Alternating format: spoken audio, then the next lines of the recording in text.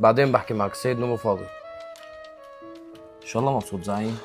والله مبسوط بس مو كتير، يعني معي كتير مصاري مالي عارفين وين بدي اروح فيها. طب شو رايك تشتري شي عقار مرتب؟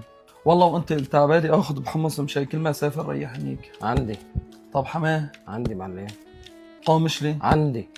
درعا؟ لك عندي بقول لك عندي. طب تل الزرازير؟ لك عندي.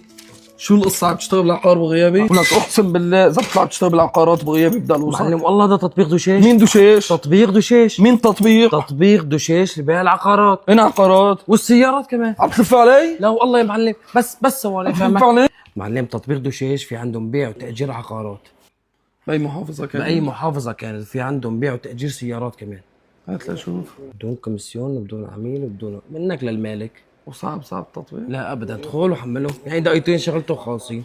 فورا. يا سيدي حبيته لهذا دوشيش، ولحتى احكي لك على تطبيق دوشيش تفضلوا على البيست لعندي لاعطيكم مفصل عن التطبيق. سيدي والله تطورنا ومالي خبر. بكبسة زر بنفوت على التطبيق وبنستأجر بأي محل بسوريا إن كان عقار لسيارات وبنشتري ونبيع.